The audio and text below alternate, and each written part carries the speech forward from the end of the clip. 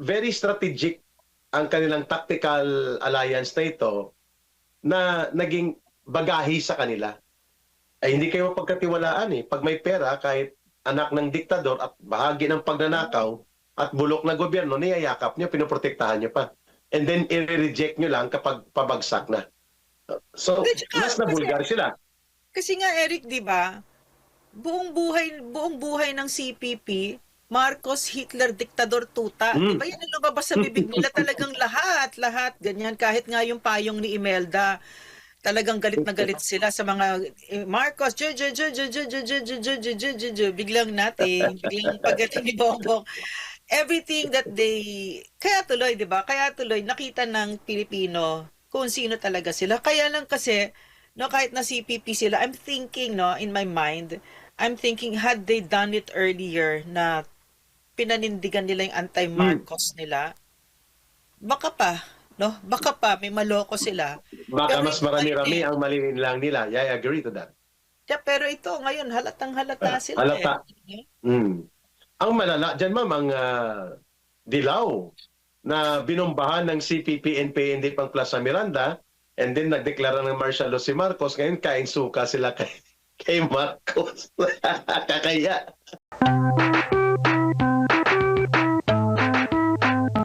Of the deep state of the United States is everywhere, no? Mhm. And this is something that we should always be putting out there on the table. Otherwise, the way I see it, no, parang hindi pa rin age of information. It's like as if we were given information but we didn't try to understand it, 'di ba? So that we still continue to trust these untrustworthy institutions. Because imagine, no, the ICC, turns out, no, it's so rotten na binabayaran ni Marcos, no? At pagkatapos niyan, nasa loob pa niyan, CPP, NPA, NDF. 'Di ba? And I'm pretty sure andyan ang deep state, no? I'm pretty sure. No, so can you imagine what the implications are to the world that we have a court like that can just accept yung mga extraordinarily rendered na kinidnap na mga political foes, political enemies ng mga kung sino nang nagbabayad sa kanila. In other words, they're just really mercenaries for hire. 'Di ba? So, and I think that for as long as Bangag is there, no, this drug addict, he's so corrupt, no? He's so corrupt that he's really, but I'm grateful kasi na because he's so corrupt, malalaman mo ngayon kung sino yung mga totoong corrupt sa hindi lang sa gobyerno kundi sa mundo, because this in fact is an international issue, no, that an international court that pretends to be about justice is really and truly in fact just a mercenary, a political weapon, and it's not, doesn't have the least thing to do about justice. Otherwise, Ang maganda Benjamin dito, ma'am, Netanyahu would be there, right?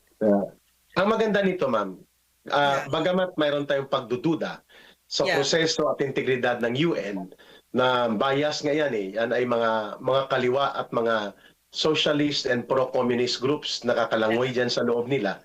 Pero pagkakataon din ito, like nagsalita si Fujiki sa UN Human Rights Council, and then ang mga lawyers or legal defense team ni Pangulong Duterte, dadalhin po nila sa United Nations Secretary General's Office ang pagpapaimbestiga ng bribery and scandal of illegal case build-up made against former President Duterte. Halimbawa, i-point out sa UN Secretary General's Office at sa UN Human Rights Council na wala pong umiiral na treaty authority and jurisdictional authority ang ICC sa Pilipinas, ipinilit and then nag-conspire sa gobyerno para sa political attack laban kay former President Duterte, at mayroon pang iskandalo ng $2 million.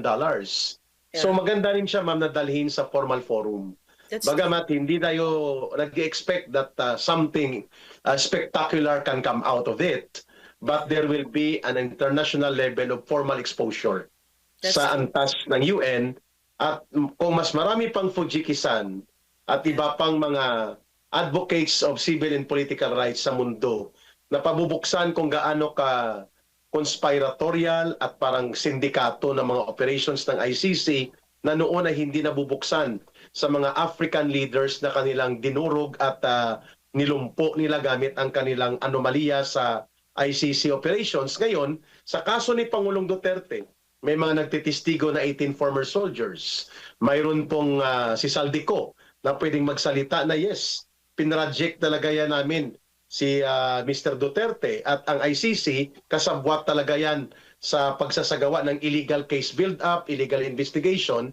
Ang mga bagay na ito, maganda po na nasimulan ninyo dyan sa Japan, Ma'am Lorraine, at dinala sa UN Forum, sa United Nations Human Rights Council para magkaroon ng formality of exposure sa antas ng mga international channels at mabubuksan sa iba pang mga government leaders. Naku, ang ICC dapat siguro tigilan muna ito at kung pwede ito muna i-suspend ito o buwagin na lang kaysa namang maging instrumento ito ng political special demolition job ng mga gobyerno na gagamitin sila sa pang-internal na political na hidwaan kagaya sa kaso ni Pangulong Duterte na ginamit ni Marcos Jr.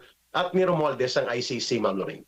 No, tama ka din talaga, Eric. Totoo yan, no? Tsaka alam natin how the CPP works, di ba? So they Yes. tend to speak for an entire organization, pero actually, nagnanakaw lang sila ng pockets of that of that organization and pretend to speak for the entire organization. So it's possible that yung kabulukan ng ICC ay contained yan in as far as certain members are that are colluding with Cristina Conti, Bongbong Pwede. Marcos, the CPP, right? It's possible. So, kasi the one that heads it now is a Japanese, no?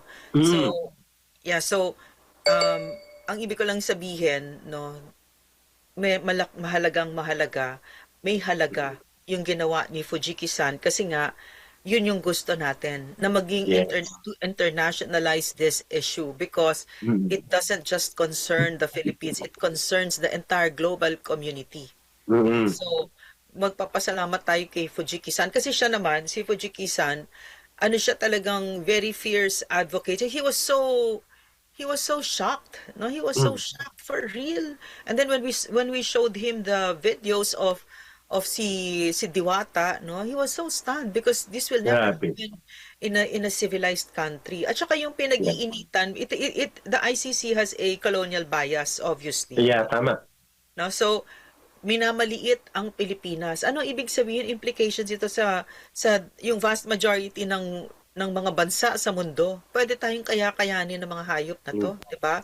Therefore our sovereignty is in danger, etc., etc. No? So it's very Agree. important that Fujiki-san took a stand and spoke very openly about this, no? Yeah. And ma'am, I think eye-opener din po ito kung bakit bagamat tayo po ay nagdududa din, no?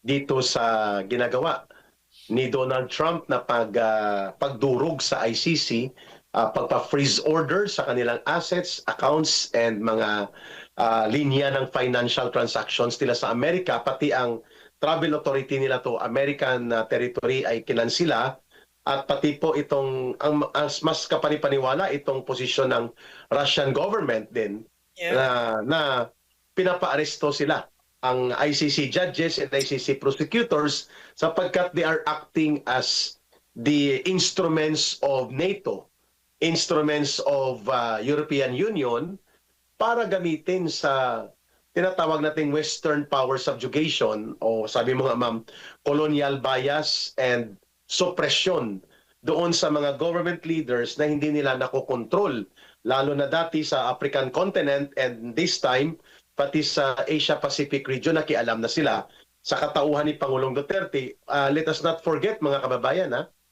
si Rodrigo Duterte lang po ang head of government, head of state bilang Pangulo ng Republika ng Pilipinas ang pumuna direkta sa European Union sa kanilang pakialamero at mga mapanlinlang, deceptive na paggamit ng aid at mga iba pang mga forma ng kunwari tinutulungan ka pero kino-co-op nila ang gobyerno at pinapakialaman ang mga internal policies of the government.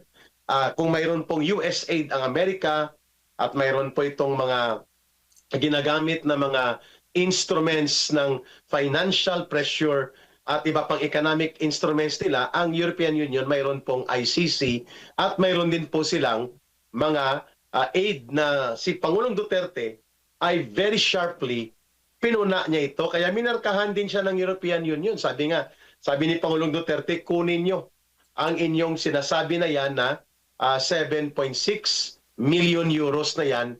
Hindi namin kailangan yan kung ang kapalit niyan ay ang aming soberenya at ang aming pagiging malayang bansa ay tatapakan nyo at pakikialaman nyo ang panggobyerno ng Pilipinas. Di po ba, Ma'am Lorraine? Ginamit yan ni Pangulong Duterte ang very categorical na pagpuna at pagtatakwil sa pakialamero, manipulative and deceptive na mga taktika ng European Union countries gamit ang EU para panghimasukan ang ating bansa. Alam mo si PRRD, no. Grabe yung ano niya, yung pride niya sa Pilipinas, kaya yung response ng US at ng Russia, ganyan yung ka-level ng response ni PRRD pagdating sa soberanya ng Pilipinas. Napakayabang ni PRRD tungkol sa Pilipinas at hindi talaga siya luluhod at magbabaw sa foreign na courts or anything like that, no. So now tinanggal ni Marcos yan, no. Tinanggal ni Marcos ang kasama ni PRRD ngayon diyan sa ICC na yan, mga African nations na patapon. Ang sinasabi ni Bangag, no, putang ng adik na yan, ka-level ng Pilipinas ang mga yan.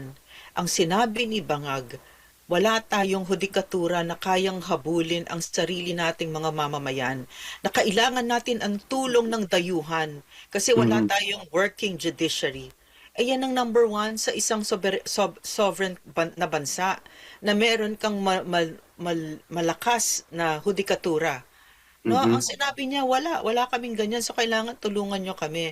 Grabing pang-iinsulto na ginawa niya sa Supreme Court, sa mga judges natin, sa mga justices natin, sa mga lawyers natin, sa whole system that we've built all through these decades, no? Ang gagaling kaya ng mga lawyers natin at mga officers. So basically, ang ginawa talaga ni Marcos, dahil lang for his own political gain, binaboy niya ang Pilipinas. Sobrang binaboy niya talaga. Na nandito tayo sa taas ng panahon ni PRRD na nagsasalita si PRRD na parang ka-level niya ang Amerika at Russia. Ngayon, ka-level natin yung mga African nations na patapon. Ganyan ang ginawa ni Bangag dahil pang sarili, 'di ba? Siya at yung mga group effort niyang tanga, 'di ba? Mga walang paninindigan at walang paninindigan at walang sariling pagmamahal sa bayan. Walang pagmamahal sa bayan itong mga ito. Puro makasarili. Puro mga ambisyon nila. Diyos me. Correct. And Ma'am Lorraine, speaking about ambisyon, itong ambisyon ni Marcos at Romualdez na huling hirit daw nila ito na talagang ipilit ang pangbabaluktot at pambabalahura sa tamang layunin ng impeachment ay ngayon ipinipilit pa rin nila sa gitna ng krisis at sa gitna ng kaguluhan sa Middle East at umaambang na pagsambulat ng economic and social crisis sa Pilipinas at lumalala na krisis political dahil dulot sa kanyang marumi. Itong kanilang significant witness daw na magdidiin kay Vice President Sara Duterte, ang sponsor ng kanilang pa-transfer and pa-protection effect para ilipat mula sa Camp Bagong Diwa sa Bikutan, itong nahaharap sa kasong kriminal na patong-patong.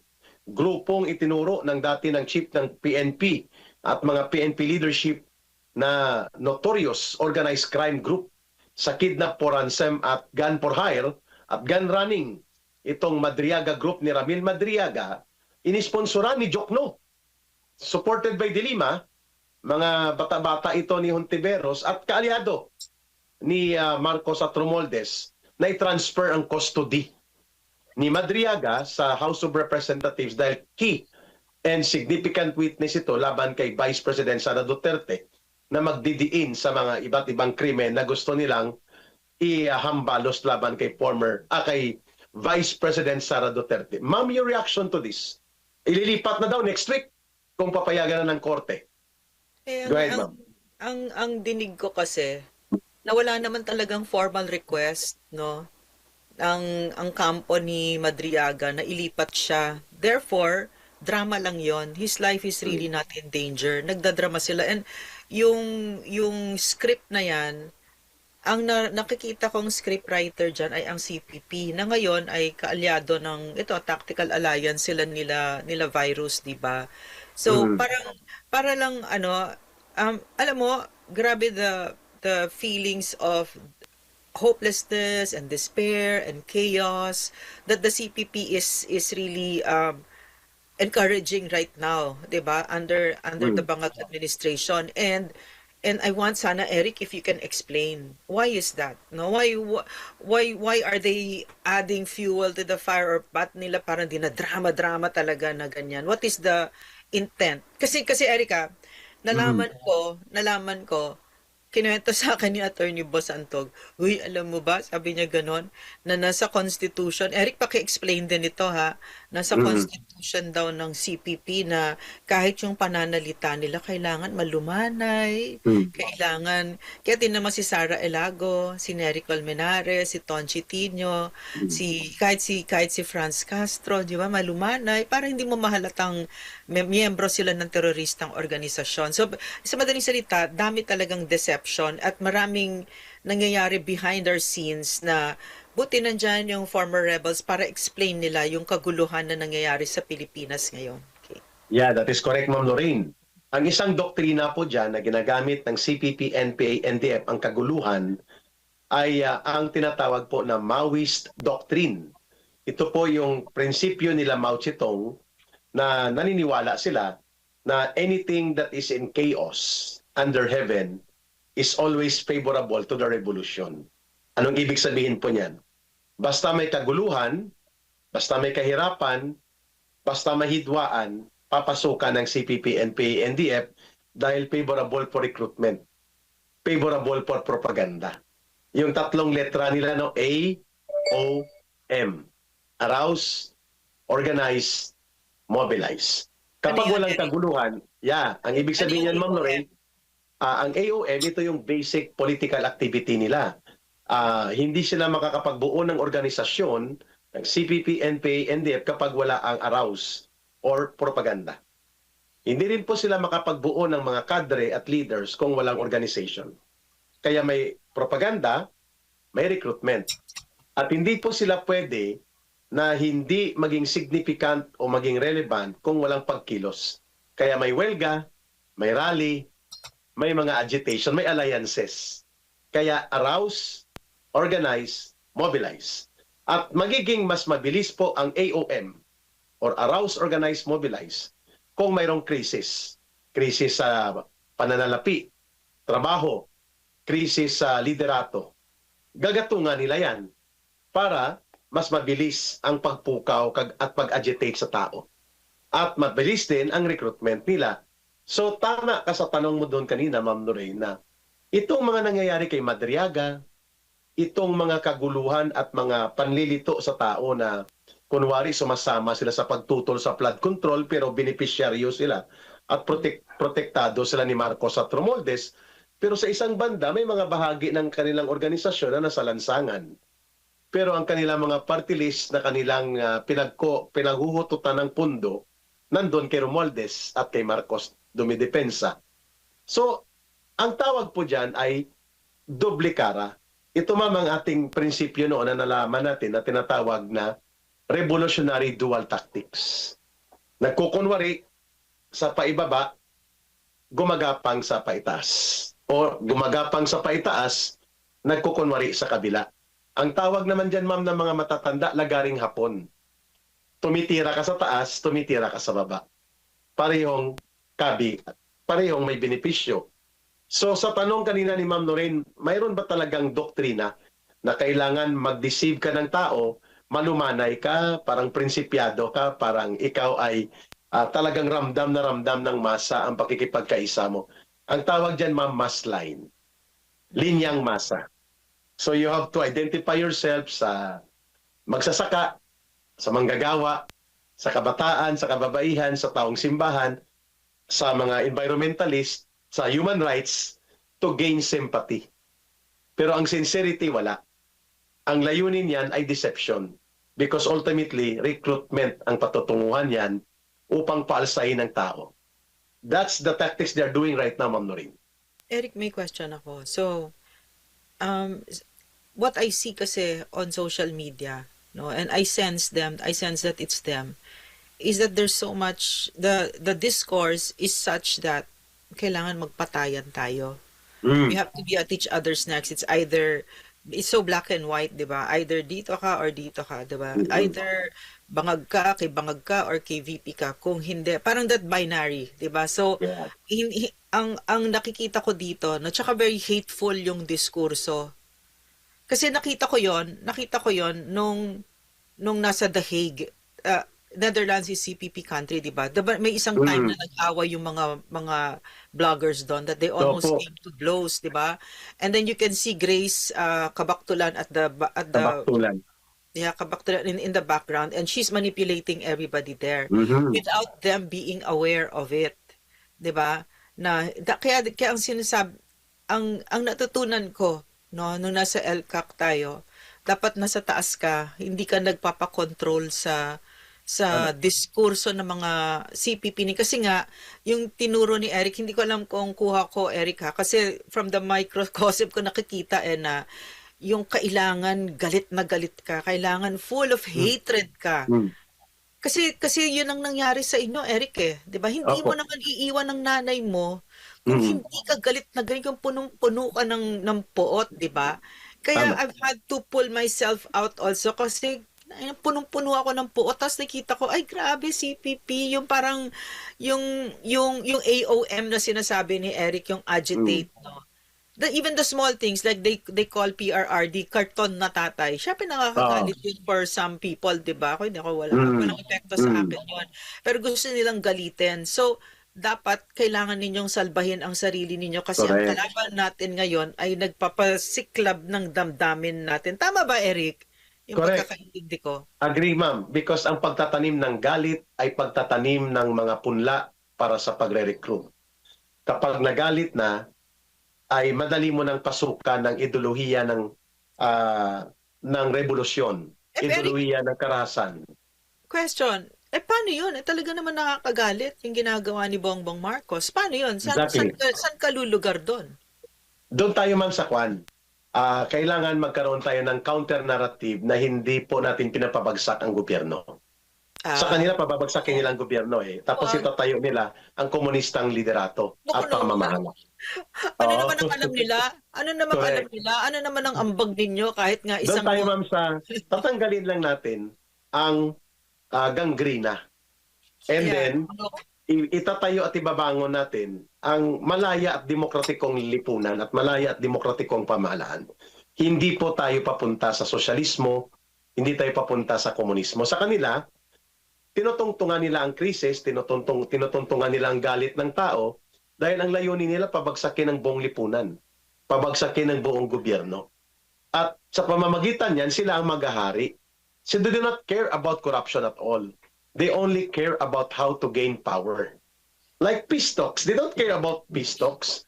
They care how to manipulate yung usapan ng peace talks to their advantage. At saka Eric, si Raul Manuel ng Kabataan, tumanggap ng maleta yan, no? Yes. Si Arlene Brosas ng Gabriela, tumanggap ng maleta yan. Si Franz Castro. Tumanggap ng maleta yan. So, wala silang pake dyan sa corruption na yan, anti-corruption, dahil isa sila sa pinaka-corrupt.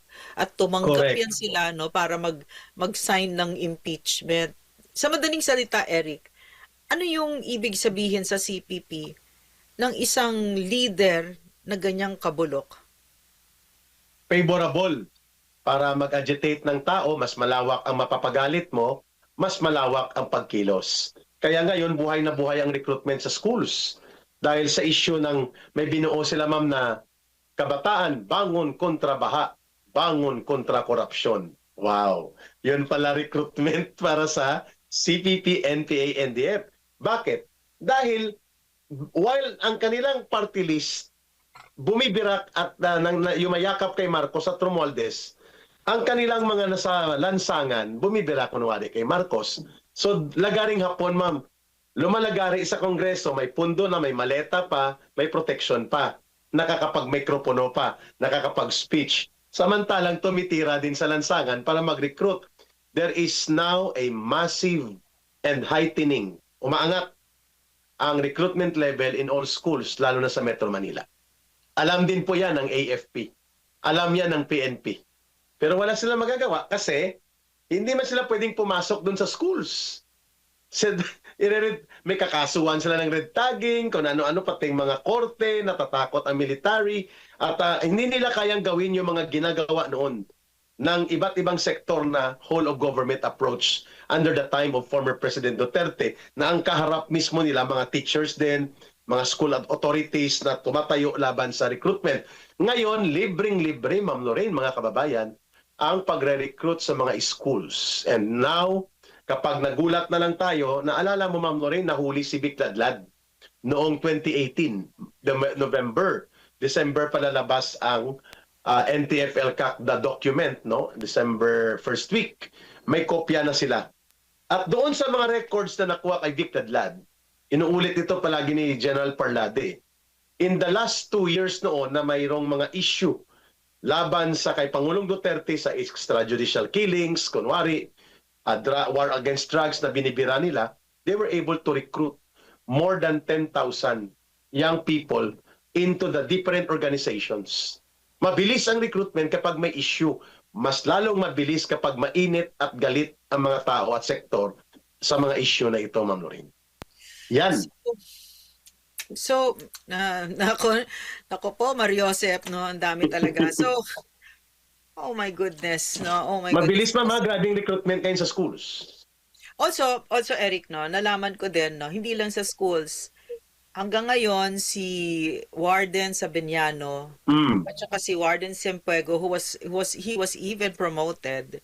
Wow. Hanggang ngayon, tuloy ang recruitment sa loob ng BJMP. Tuloy ang mga anak natin na pinapapasok sa loob ng mga selda. Selda ng mga high-ranking party members na ito, na sila lang mag-isa doon, kasama ang sina Vic Ladlad, sila Villarico, si Adelberto Silva. Adelson ba? Anong ginagawa nila doon sa loob ng selda na yan? Ang pinapayagan niya nila sa Benyano at Indoctrination yan, Ma'am. Indoctrination yan. At Ma'am, totoo pala yung namatay na galing pamantasan ng lungsod ng Maynila. At pati itong si Chantal na pinauwi na sa Amerika, dumaan pala doon sa kina Vic Ladlad. Yeah, a week before sila mag-travel papuntang Mindoro. Eric, may tanong ako kasi nakikita natin the CPP is relentless, no, tuloy-tuloy. And they're very organized, and whatever they've been doing for the past how many decades, tuloy-tuloy lang sila. Whereas the government, every 6 years nagpapalit, tapos nagkaroon ka pa ng Bongbong Marcos, nakakampi pa sila, nabigyan pa sila ng bilyon, di ba? So, ano yung pag-asa ng Pilipinas na tanggalin ang salot na ito in our lifetime? Ay, 2 taon na lang ito, Ma'am. Kapag nakita na ng mamamayan at alam na ng mamamayan, Ma'am Lorraine, mga kababayan, nakasabwat ni Marcos at Romualdez ang CPP, NPA, NDF, pati ang mga kabalahibo nila na Akbayan Group at ito mga CP at mga yellow and pink zombies ni Dilima at Trillanes, mas lalo pong tataas ang tatag ng taong bayan na tumulong sa next government.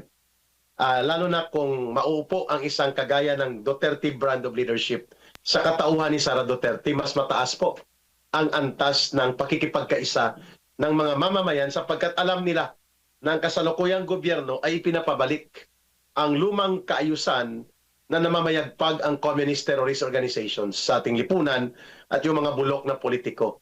So the more na magiging determinado ang taong bayan na mag-cooperate sa panibagong administrasyon after kay Marcos or mapaaga man ito or sa 2028, that I can possibly believe na sigurado ako mangyayari yan. Mas mataas na antas ng paglaban ng mga mamamayang Pilipino dahil nakikita nila ngayon, ang mga CPP, NPA, NDF, kurakot, supporter at protector ni Marcos.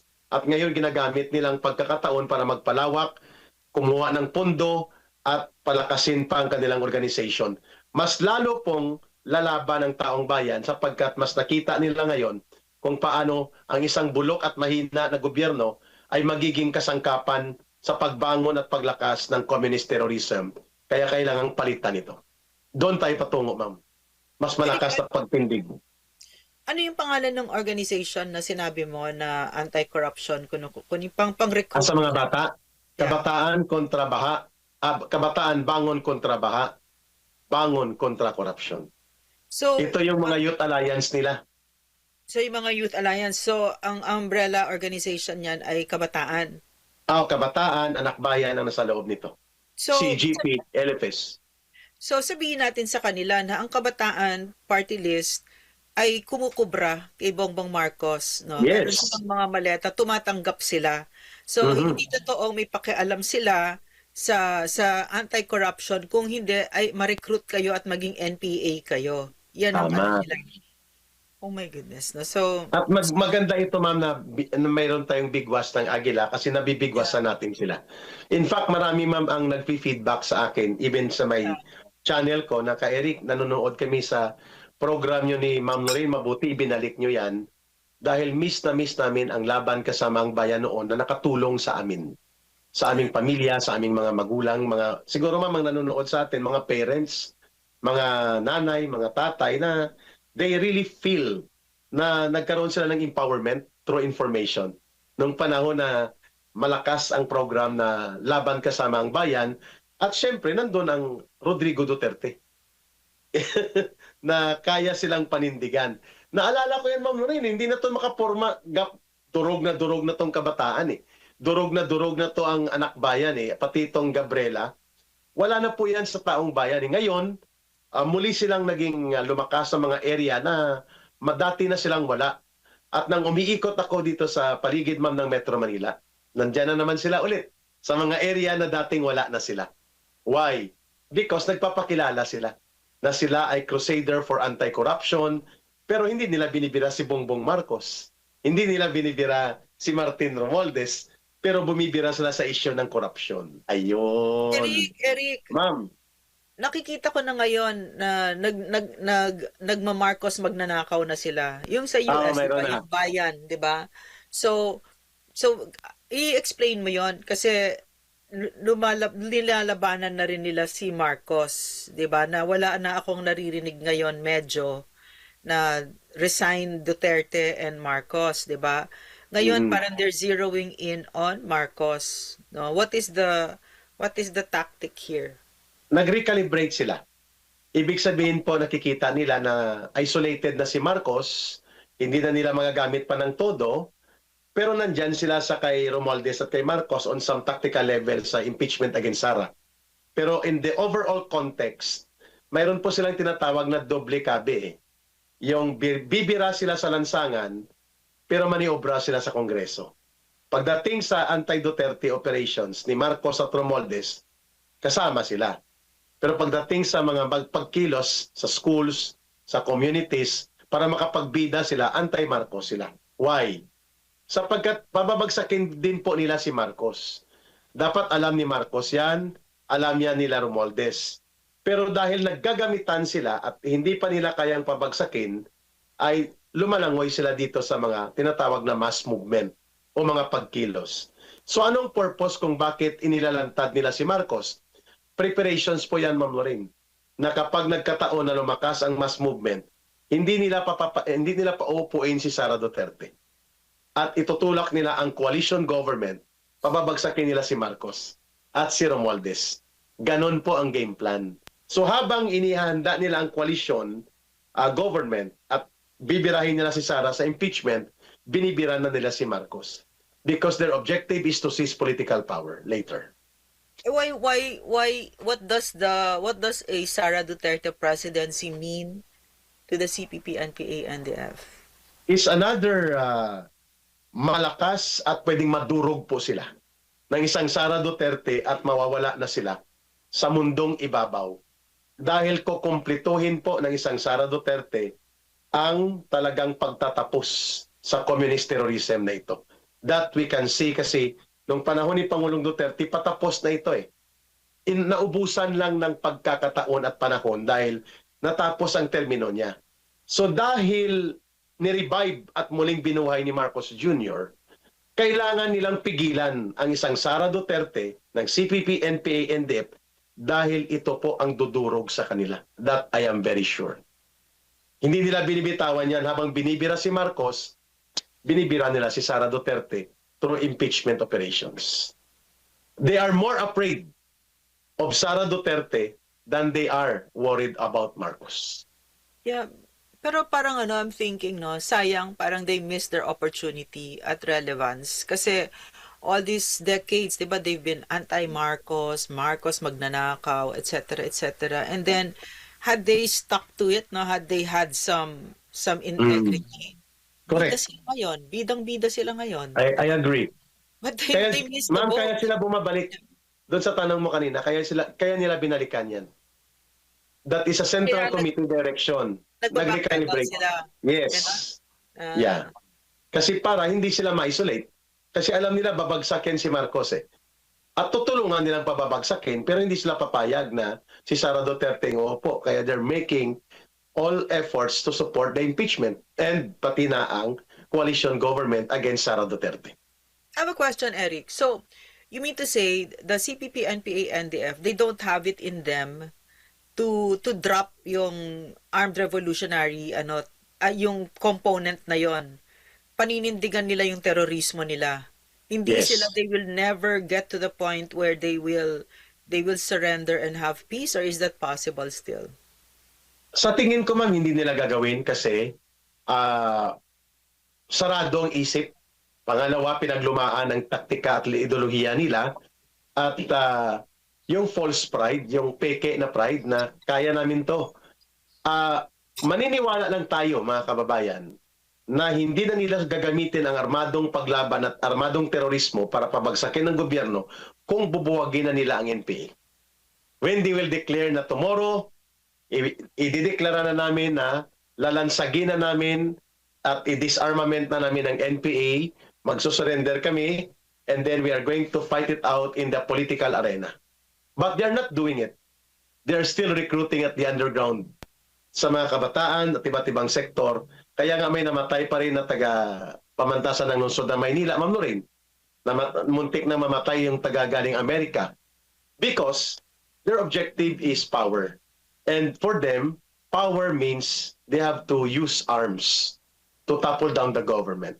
Taktika lang nila ito, ang mga party list, ang mga rally, ang alliances, all of these are tactics. But their real long-term objective is to seize power. So sa tanong ni Ma'am Lorraine, mga kababayan, hindi ba sila titigil? Malabo. Kaya dapat tama lang ang direksyon ng isang Sara Duterte, no mercy for communist terrorism. Dudurugin sila dapat. Kasi parang they don't have the capacity talaga na maayos mag-isip. Kasi binigyan sila ng chance ni President Rodrigo Roa Duterte to be part of the solution, di ba? And much to the, di ba, parang yung nawala ng gana ang AFP, no? Yes, totoo yan. Magsisekretary ka ng mga CPP, yan si Judy Taguiwalo, si Rafael Mariano, tsaka si Lisa Masa. Yeah. Pero, but PRRD gave them a chance, no? Gave them a seat at the table. Pero they proved him wrong, no? Talagang hindi nila kaya. Hindi nila kaya. Ang ginawa nila kay PRRD, trinaydor nila ang bansa by giving resources to the mga NPAs, no? Correct, ma'am. Kaya ma'am, they don't care about Bongbong Marcos and about Martin Romualdez. Ginagamit nila ito dahil mahinang klase, sabi mo nga, mahina eh. Uhaw na uhaw sila noon na makakuha ng resources sa gobyerno. Hindi nila kayang gawin yun kay Pangulong Duterte. Talagang may kalalagyan sila doon. Pag upo ni Marcos at ni Romualdez, ginamit talaga sila. At ginamit din nila. Pero magandang punto mo ha. They miss the opportunity, meaning hindi sila consistent, hindi sila totoo. Yeah. Kasi kain-suka sila. Wala silang pinagkaiba sa mga kriminal na nagbebenta ng kanilang serbisyo for hire, kung saan sila pwede may benepisyo. And that's exactly what CPP, NPA, NDF right now, they have become mercenaries, terrorist mercenaries. At saka Eric, ang daming victims ni Marcos na mga CPP, 'di ba? Ang dami. Torture, ganun. So, Totoo yan. parang binaliwala nila 'yon, 'di ba? Parang binaliwala, parang si Omid Browner, binaliwala niya 'yung sakripisyo ng mga sundalo, 'di ba? Correct. Pare-pareho sila. No, mga walang paninindigan. Kaya nga sabi ni PRRD walang kwenta ang taong walang paninindigan. Yung mga I yan. agree. Sayang, no? I mean, kasi ako lumaki ako sa UP so yung rhetoric nila, alam ko, 'di ba? Sana Mhm. totoo 'yun, yung pala hindi, 'di ba? Parang sayang, oh. Sayang ito na yung opportunity, nakita niyo na ganyang kabulok yung anak, 'di ba? Pero ang ginawa Yeah. ninyo, kinampihan niyo pa. O, 'di ba? Dihal, 'yun ang resibo ninyo. Pero ma'am, Doon kayo bumagsak. Yeah. malaking epekto ng NTFL Cup, ma'am, kasi kahit anong Yeah. repackaging, kahit anong pag-repackage and rebranding nila sa propaganda, kitang-kita ng tao na sila pa rin eh. Yeah. So, Yeah. binibira pa rin sila ng tao eh. And then, very strategic ang kanilang tactical alliance na ito na naging bagahi sa kanila. Ay hindi kayo pagkatiwalaan eh. Pag may pera, kahit anak ng diktador at bahagi ng pagnanakaw at bulok na gobyerno, niyayakap nyo, pinoprotektahan nyo pa. And then, i-reject nyo lang kapag pabagsak na. So, At saka, mas kasi, nabulgar sila. kasi nga Eric, 'di ba? Buong buhay ng CPP, Marcos, Hitler, diktador, tuta. 'Di Mm. ba? Yan ang lumabas sa bibig nila, talagang lahat, ganyan. Kahit nga yung payong ni Imelda, talagang galit na galit sila sa mga Marcos, biglang natin, biglang pagdating ni Bongbong. Everything that kaya tuloy, 'di ba? Kaya tuloy nakita ng Pilipino kung sino talaga sila. Kaya lang kasi no, kahit na CPP sila, I'm thinking, no, in my mind, I'm thinking had they done it earlier na pinanindigan nila yung Mm. anti-Marcos nila, baka pa, no? Baka pa may maloko sila. Baka Pero mas ito ngayon marami-rami ang mali lang nila. Yeah, I agree to that. pero ito ngayon halatang halata sila Halata. Mm. Ang malala dyan, ma'am, ang Dilaw na binombahan ng CPP, NPA, pang Plaza Miranda, and then nagdeklara ng martial law si Marcos. Ngayon, kain suka sila kay Marcos. Kakaya, pag Nakakahiya. inodoro politics. Maigi pa yung mga loyalista, no? Si katulad ni Gadon, 'di ba? ah, Loyalista naman talaga 'yan eh, 'di ba? ah, So hindi siya kain suka, ganun talaga siya, 'di ba? Although I'm not saying I admire him. I'm just saying yeah, that hindi siya nag-waver. Of course, he benefits from it, etc., of etc., course. etc., 'di ba? Including yung mga staff niya nagtatabaan, "Hoy Arlene, ang taba mo na," 'di Oh, ba? grabe, no? Na mga dati, mga digong na digong ngayon ayan, 'di ba? So parang at least sila ganyan ano, pero yung kain suka napakasama tignan. Grabe. Alam mo Eric, even my own family, no, just a handful of them, thank Lord, thank God, no, na kain suka. Kain suka, this Really? ex-sister of mine, only one I guess or two, I Yung don't mga know. kapyakap din kay Marcos at kay Romualdez, ha? Alam mo ba, ang tatay ko, ano yung kinalakihan namin, hinahabol ni Marcos ang tatay ko, no? Mm, Talagang nung kongresista pa siya at CONCON delegate at etc. Tumayo ang tatay ko against Marcos. yeah. Tapos dahil ayaw mo si Inday, yayakapin mo si Marcos. Oh my God, 'di ba? Inodoro politics talaga. Politikang pang Nakakadiri. inodoro. Nakakadiri talaga kasi yun lang sabi ko sa iyo yun yung kagandahan kay Bangag, 'di ba? He's just so bad. I mean like egregious, beyond the Yeah, pale correct. bad na sino man ang kumampi diyan, wow, 'di ba? Wow. Anong problema mo sa buhay? Parang maliwanag ngayon pag kumampi ka diyan sa isang plunderer na historic na staggering amounts of money ang ninakaw sa Pilipino, na nakita natin na lunod nagkandamatay mga kababayan natin, pagkatapos drug addict pa, no? Talagang may problema ka, talagang mali ka talaga, 'di ba? So, kasi it's no longer a matter of opinion, 'di ba? Or nor conjecture, he's really a plunderer, 'di ba? Ah, Kahit na established. sabihin ni matibag whatever, 'di ba? Established. Yeah, established and then there's more proof that comes out every day, no? Every Talagang day. and the only advantage that this Team Marcos has that I see, no, is their incapacity to feel shame. Yeah. Kapal talaga ng Makapal ang mukha. mukha talaga. That's their advantage, Eric. Ang kapal ng mga mukha nito. Ay, No, mantakin mo, playing Yeah. innocent, mama. Inosente ako. Ako nga nagpaimbestiga. Kolokoy, ulol. Kapal ng Innocent. mukha, di ba?